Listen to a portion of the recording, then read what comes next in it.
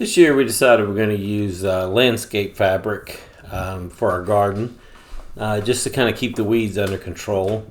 We needed a way to burn holes in it. Obviously cutting it's not going to work. It's just going to fray the fabric. So my wife came up with this idea. We have a little fire pit here. It's just an old bucket from a deep fryer that was no good. So we're using it to get a little fire going with some scrap wood, get the can heated up, and you set it where you want it, and if you can get it leveled up there, it just presses right through the fabric and burns a good clean hole.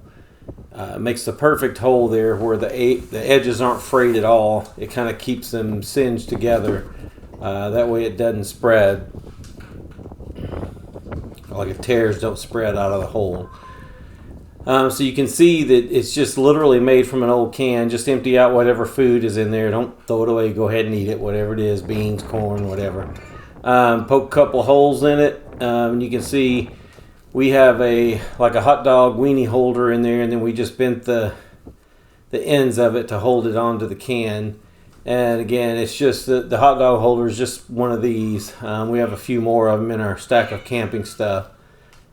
So anyway, it works great. Give it a try. It's free, mostly free, and easy.